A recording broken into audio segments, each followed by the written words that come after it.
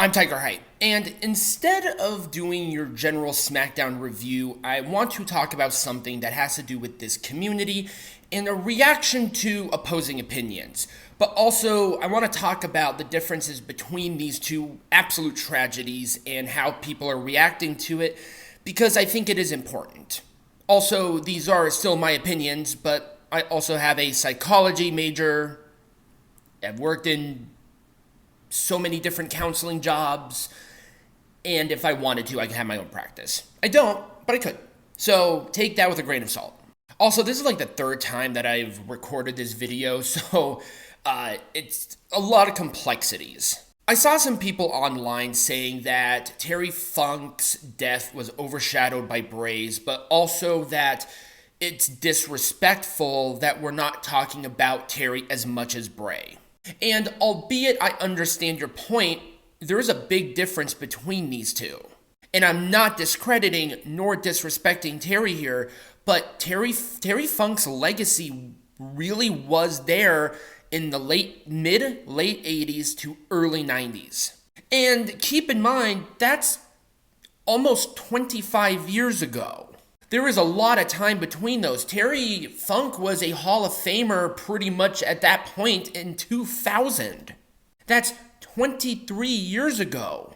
So there aren't a lot of people who are actively watching wrestling now who watched Terry in his heyday live. And that's the difference. Terry's heyday was before a lot of the current audience, that 18 to 49 demo. Well, the 49 ones might know Terry a little bit more, but he was already a legend. But with Bray's, the difference is that we have been actively watching his. So this death is going to hurt a lot of the people who make content here on TikTok or on YouTube a lot more. But also, with that being said, let's talk about grief. I have spoken to hundreds of people over the course of my life as a counselor and even as a psychologist, and people deal with death differently. Some people make videos, some people need to let that out, and there's nothing wrong with that. For me, I don't have to do that. And if you want to suffer in silence, if you want to grieve in silence, suffer might not be the best of terms, but if you want to grieve in silence, there's nothing wrong with that. It's just how you do it. But, and I'm pointing out this particular content because I saw a lot of it and I personally don't like it. The people who continuously do that live stream nonsense where they're watching the show live and then reacting, it feels so disingenuous because you already went through the process in your own way. There are people who make pre-recorded videos when they heard it, and you feel a much bigger difference. The ones who do it live, who promote their Twitch and all of that stuff, it feels exploitative. I'm not saying you're wrong, and I'm not saying that might be part of your grieving process, but to me, it's exploitative. But, and this is a big but, if you are a content creator here, and you put your grieving process on this platform, it's not a safe space. You are not immune to dissenting opinions. Let me say that again. If you put your grieving process here on this platform, you are not entitled to going away or not having dissenting opinions. And there was one particular creator who said that if you do not know these two personally, on a personal level, you have essentially no right to grieve. And that's ridiculous. The thing is, with Bray Wyatt and Terry Funk and any public figure who dies, they're a public figure. You watch them, you idolize them, you like them, you see a lot of yourself within them. And another example is look at what happened when David Von Erich passed away. In Japan, thousands of people went to his funeral and cried. Do you think he knew all thousands of them? No. But people resonated with David. Just like people resonated with Terry. If you ask somebody who's maybe later in age, who watched wrestling in the 80s in Texas, don't you think they had the same reaction as my generation did to the passing of Bray Wyatt?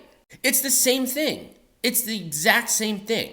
I was born in 1994, and I didn't start watching wrestling until about 2000, 2001. So Terry Funk, I knew about him, and I can watch tapes of ECW back in the day, and that's all well and good, but it's not the same as if you're watching their legacy being carved out live. Also, a lot of the people who made the content here on this platform, wherever you're watching this on, they're closer in age to Bray. There is a big difference on seeing somebody so young pass away in the way that he did. It shows morality, and people are scared of their own morality, subconsciously or consciously. The thing is, tomorrow is never guaranteed, and that's why you gotta live it up now. People's reactions are going to be what people's reactions are. But if you want to put your stuff on this platform, great. But be mindful that people might not agree with you. And if you don't want to hear that dissenting opinion, don't put your content out there. Period. I do it. Why? I can handle scrutiny. I want to have a conversation with people. Why? Because that's who I am as a person. But when I did my grieving and when I did my reflection about Bray's death and about Terry's death and all the deaths that I have seen over the course of watching wrestling, I did it in silence. Why? Because that's how I do it. I analyze. I really sort of look at myself in the mirror and say that morality is there and this is going to happen. And people are going to cry. If people cry on this platform, great. But don't get mad when somebody says, stop being a baby. There's no right or wrong answer here because people grieve differently and people are going to react differently. And I'm going to spin my wheels in the mud here and be a broken record, but I think it's important. No matter how you grieve, do it. But when you have an action, there's going to be a negative and equal reaction.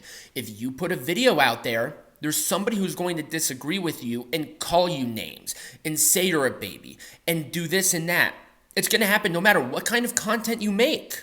But the thing is, I make this video not to exploit, not to say that somebody's right or wrong. I make this video to open up a dialogue. I want to hear from this community. What is your take on my point during this video? And I know it's a lot. There's a lot of things that you got to reflect on here, and this is almost a 10-minute video. So watch it through. I want to hear from you. Let's have a healthy and good dialogue about these points because I want to hear from you. And if we cannot have that kind of conversation, this community is always going to be the toxic community that it is. And if you disagree with me, let me know. If you agree with me, do the same. But I ask everybody who does comment to be respectful. Will it happen? No. But all I can do is ask. Anyway, that is my soapbox. I hope this sort of puts yourself into a different perspective. And I hope that it resonates with you in some way, shape, or form. What were your reactions to these deaths? And I want to hear from it. Comment down below or right next to me. If you want to follow me, great. If you don't, whatever. I would usually do the Be Majestic thing here, but I don't think it's entirely warranted or necessary. I'll talk to you all later. I will check the comments in probably about a couple of hours to see how people react. And I hope you guys have a good day. Grieve how you need to. Take the time that you need. But keep those points in mind. See you guys later.